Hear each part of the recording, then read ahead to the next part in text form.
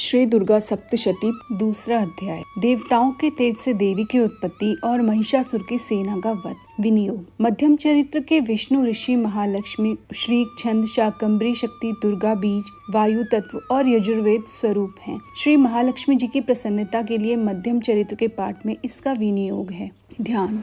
मैं कमल के आसन पर विराजमान प्रसन्न मुख वाली महिषासुर का वध करने वाली भगवती महालक्ष्मी का भजन करता हूँ, जो अपने हाथों में अक्षलमा, फरसा, गदा, बाण, ब्रज, पद्म, वज्र, धनुष, कुंडिका, दंड, शक्ति, खड़ग, ढाल, शंख, घंटा, मधुपाल, शूल, पाश और चक्र धारण करती हैं। ऋषि बोले, पूर्व काल में देवताओं और असुरों में पूरे 100 साल तक संग्राम हुआ था। उसमें असुरों का सेनापति महिषासुर था और देवताओं के नायक इंद्र थे। उस युद्ध से देवताओं की सेना महाबली असुरों से पराजित हो गई। संपूर्ण देवताओं को जीतकर महिषासुर इंद्र बन बैठा। तब पराज देवता प्रजापति ब्रह्मा जी को आगे करके उस स्थान पर गए जहाँ भगवान शंकर और विष्णु विराजमान थे। देवताओं ने महिषासुर के पराक्रम तथा अपनी पराजय का पूर्ण वृत्तांत उन दोनों देवेश्वरों से विस्तार पूर्वक सुनाया। वे बोले, भगवान, महिषासुर सूर्य, इंद्र, अग्नि, यम, वरुण, वायु, चंद्रमा तथा अन्य देवताओं के भी अधिकार छीनकर स्वयं ही सबका अधिष्ठाता बन बैठा है। उस दुरात्मा महिष ने समस्त देवताओं को स्वर्ग से निकाल दिया है। अब वे मनुष्यों की भांति पृथ्वी पर विचरते हैं। दैत्यों की ये सारी करतूतें हमने आप लोगों से कह सुनाई। अब हम आपकी ही शरण में आए हैं। उसके वध का कोई उपाय सोचिए। देवताओं के वचन सुनकर भगवान विष्णु तथा शिव ने असुरों पर बड़ा क्रोध किया। उनकी भौहें तन गई और मुंह लाल हो गया। तब अत्यंत क्रोध में भरे हुए चक्रपाणि श्री विष्णु के मुख से एक महान तेज प्रकट हुआ। इसी प्रकार ब्रह्मा, शंकर तथा इंद्र आदि दूसरे देवताओं के शरीर से भी बड़ा भारी तेज निकला। वह सब मिलकर एक हो गया। महान तेज का पुंज चमकता हुआ पर्वत सा जान पड़ा। देवताओं ने देखा, वहां उसकी ज्वालाएं संपूर्ण दिशाओं में फैल रही थी। संपूर्ण देवताओं के शरीर से प्रकट हुए उस तेज की कहीं तुलना नहीं थी। एकत्र होने पर वह एक नारी के रूप में परिणित हो गया और अपने प्रकाश से तीनों लोकों में व्याप्त जान पड़ा। भगवान शंकर का जो तेज था, उससे उस देवी का मुख प्रकट हुआ। यमराज के तेज से उसके सिर के बाल निकल आए। श्री विष्णु भगवान के तेज से उसकी भुजाएं पैदा हुई। चंद्रमा के तेज से दोनों स्तनों का और इंद्र के तेज से मध्य भाग का प्रादुर्भाव हुआ। वरुण के तेज से जंघा और पिंडली तथा पृथ्वी के तेज से नितंब भाग प्रकट हुए। ब्रह्मा के तेज से दोनों चरण और सूर्य के तेज से उनकी उंगलियां हुई। वसुओं के तेज से हाथों की उंगलियां और कुबेर के तेज से नासिका प्रकट हुई। उस देवी के दांत प्रजापति के तेज से, तीनों नेत्र अग्नि के तेज से प्रकट हुए थे। उसकी भौहें संध्या के और कान वायु के तेज से उत्पन्न हुई थी। इसी प्रकार अन्य देवताओं के तेज से भी उस कल्याणमयी देवी का आविर्भाव हुआ। इसके बाद देवताओं के तेज पुंज से प्रकट हुई देवी को देखकर महिषासुर के सताए हुए देवता बहुत प्रसन्न हुए। पिनकधारी भगवान शंकर ने अपने शूल से एक शूल निकालकर उन्हें दिया। फिर भगवान विष्णु ने भी चक्र से चक्र उत्पन्न करके भगवती को अर्पण किया। वरुण ने भी शंख भेंट किया। अग्नि ने उन्हें शक्ति दी और वायु ने धनुष तथा बाण से भरे हुए 2 तरकस प्रदान किए। हजारों नेत्रों वाले देवराज इंद्र ने अपने वज्र से वज्र उत्पन्न करके दिया और ऐरावत हाथी से उतार कर एक घंटा भी प्रदान किया। यमराज ने काल दंड से दंड, वरुण ने पाश, प्रजापति ने स्फटिकाश की माला तथा ब्रह्मा जी ने कमंडलू भेंट किया। सूर्य ने देवी के समस्त रोम कूपों में अपनी किरणों का तेज भर दिया। काल ने उन्हें चमकती हुई ढाल और तलवार दी। क्षीर समुद्र ने उज्ज्वल हार तथा कभी न फटने वाले 2 दिव्य वस्त्र भेंट किए। साथ ही उन्होंने दिव्य चूड़ामणि, 2 कुंडल, कड़े, अर्धचंद्र, सब बाहुओं के लिए केयूर, दोनों चरणों के लिए निर्मल नुपुर, गले की सुंदर हंसली और सब अंगुलियों में धारण करने के लिए रत्नों की बनी अंगूठियां भी दी। विश्वकर्मा ने उन्हें अत्यंत निर्मल फरसा भेंट दिया। साथ ही अनेक प्रकार के अस्त्र शस्त्र और अभेद कवच दिए। इसके सिवा मस्तक और वक्षस्थल पर धारण करने के लिए कभी न कुम्हलाने वाले कमलों की मालाएं दी। समुद्र ने उन्हें समुद्र कमल का फूल भेंट किया। हिमालय ने सवारी के लिए सिंह तथा भांति भांति के रत्न अर्पित किए। कोषपाल कुएं ने मधु से भरा पान पात्र दिया और संपूर्ण नागों के राजा शेष ने, जो इस पृथ्वी को धारण करते हैं, उन्हें बहुमूल्य मणियों से विभूषित नाग हार भेंट दिया। इसी प्रकार अन्य देवताओं ने भी आभूषण और अस्त्र शस्त्र देकर देवी का सम्मान किया। तब देवी ने बारंबार अट्टहास पूर्वक उच्च स्वर से गर्जना की। उनके भयंकर नाद से संपूर्ण आकाश गूंज उठा। देवी का वह अत्यंत उच्च स्तर से किया हुआ सिंहनाद कहीं समा न सका। आकाश उनके सामने छोटा प्रतीत होने लगा। उससे बड़े जोर से प्रतिध्वनि हुई, जिससे संपूर्ण विश्व में हलचल मच गई और समुद्र कांप उठा। पृथ्वी डोलने लगे और समस्त पर्वत हिलने लगे। उस समय देवताओं ने अत्यंत प्रसन्नता के साथ सिंह वाहिनी भगवानी से कहा, हे देवी तुम्हारी जय हो। साथ ही महर्षियों ने भक्ति भाव से विनम्र होकर उनका सत्वन किया। संपूर्ण त्रिलोकी को शुभ देख असुरगण अपनी समस्त सेना को कवच आदि से सुसज्जित कर हाथों में हथियार ले सहसा उठकर खड़े हुए। उस समय महिषासुर ने बड़े क्रोध में आकर कहा, ओह यह क्या हो रहा है। फिर वह संपूर्ण दैत्य से घिरकर उस सिंहनाद की ओर लक्ष्य करके दौड़ा और आगे पहुंच उसने देवी को देखा, जो अपनी प्रभा से तीनों लोगों को प्रकाशित कर रही थी। उनके चरणों के भार से पृथ्वी दबी जा रही थी, मस्तक के मुकुट से आकाश में रेखा सी सींच रही थी तथा वे धनुष की टंकार से सातों पातालों को शुद्ध किए देती थी।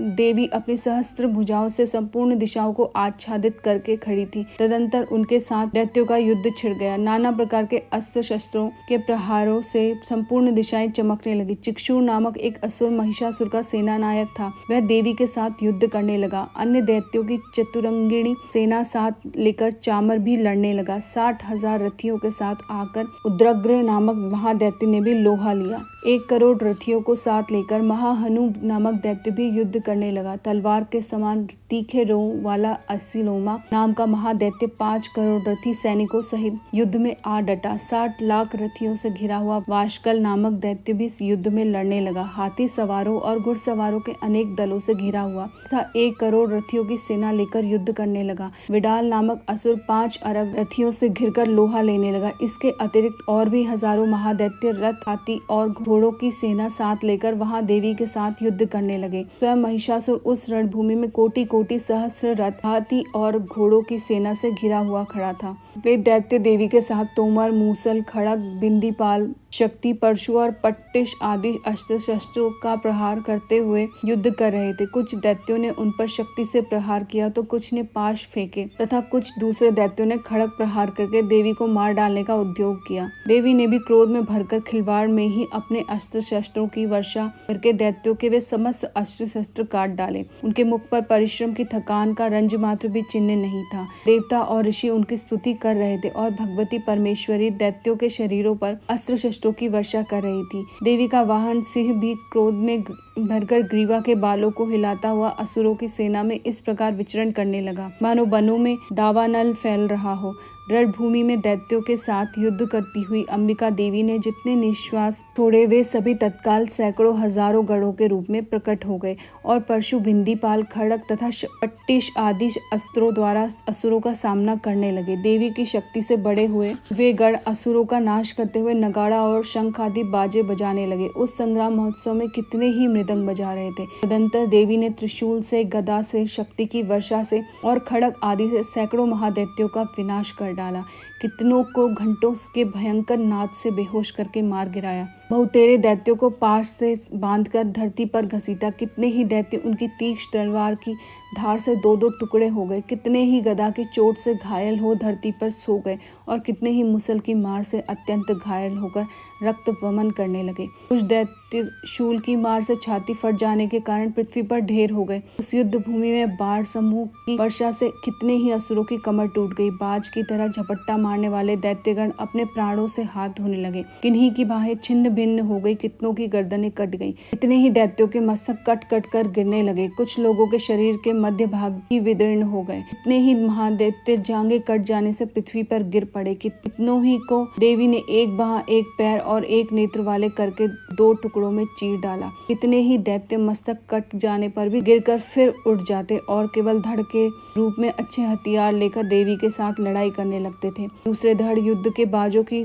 लय पर नाचते थे। कितने ही बिना सिर के धड़ हाथों में तलवार, शक्ति और दृष्टि लिए दौड़ते थे तथा दूसरे महादैत्य ठहरो ठहरो यह कहते हुए देवी को युद्ध के लिए ललकारते थे। वहाँ घोर संग्राम हुआ था। वहाँ की धरती पर देवी के गिराए हुए रथ, हाथी, घोड़ों और असुरों के शरीर से इतनी अधिक मात्रा में रक्त बहा कि थोड़ी ही देर में वहाँ खून की नदियां बहने लगी। जगदम्बा ने असुरों की विशाल सेना को क्षण भर में नष्ट कर दिया। ठीक उसी तरह जैसे तृण और काठ के भारी ढेर को आग कुछ ही क्षणों में भस्म कर देती है, और वैसे भी गर्दन के बालों को हिला हिलाकर जोर से गर्जना करता हुआ दैत्यों के शरीर से मानो उनके प्राण चुन लेता था। वहां देवी के गढ़ों ने उन महादैत्यों के साथ ऐसा युद्ध किया जिससे देवतागण उन पर आकाश से पुष्प वृष्टि करने लगे और उन सबसे बहुत संतुष्ट हुए।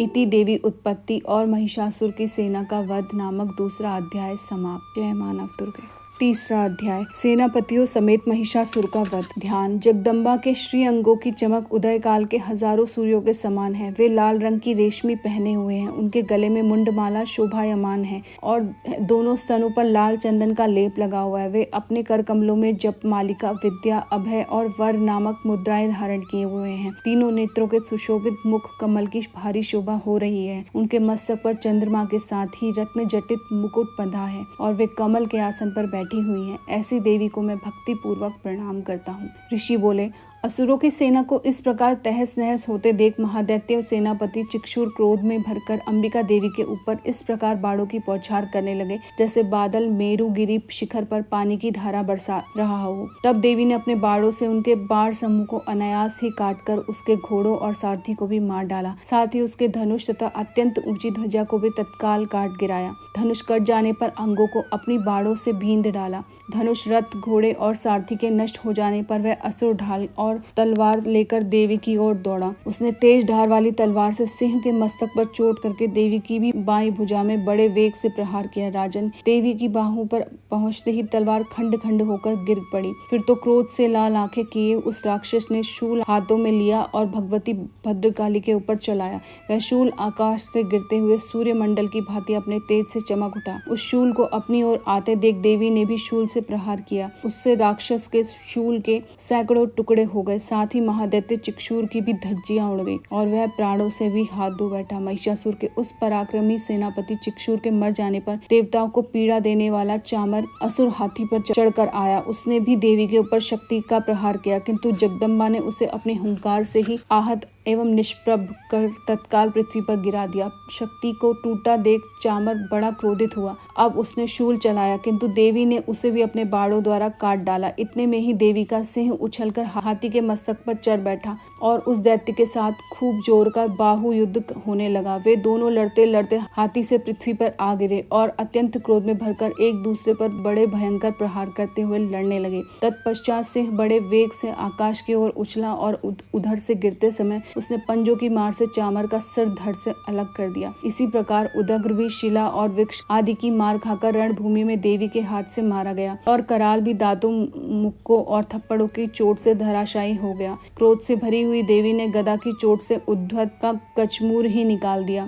भिंदीपाल से बाष्काल को तथा बाणों से ताम्र और बंधक को मौत के घाट उतार दिया। 3 नेत्रों वाली परमेश्वरी ने त्रिशूल से उग्रासय, उग्रवीर्य तथा महाहनु नामक दैत्य को मार डाला। तलवार की चोट से विडाल के मस्तक को धड़ से अलग कर दिया। दुर्धर और दुर्मुक्त इन दोनों को भी अपने बाणों से मृत्यु लोक भेज दिया। इस प्रकार अपनी सेना का सर्वनाश होता देख महिषासुर ने भैंसे का रूप धारण करके देवी के गढ़ों को त्रास देना आरंभ किया। किन्हीं किन्हीं को पूंछ से चोट पहुंचाकर, कुछ को सिंगों से विदीर्ण करके, कुछ को वेग से, किन्हीं को भीषण नाद से, कुछ को चक्कर देकर, कितनों को निश्वास की वायु के झोंकों से धराशायी कर दिया। इस प्रकार गढ़ों की सेना को गिराकर वह असुर महादेवी के सिंह को मारने के लिए झपटा। इससे जगदम्बा को बड़ा क्रोध हुआ। उधर महापराक्रमी महिषासुर भी क्रोध में भरकर धरती को खुरों से खोदने लगा तथा अपने सिंगों से ऊंचे ऊंचे पर्वतों को उठाकर फेंकने और गरजने लगा। उसके वेग से चक्कर देने के कारण पृथ्वी शुद्ध होकर फटने लगी। उसकी पूंछ से टकराकर समुद्र सब ओर से धरती को डुबोने लगा। हिलते हुए सिंगों के प्रहार से विदीर्ण होकर बादल के टुकड़े टुकड़े हो गए। उसके श्वास की प्रचंड वायु के वेग से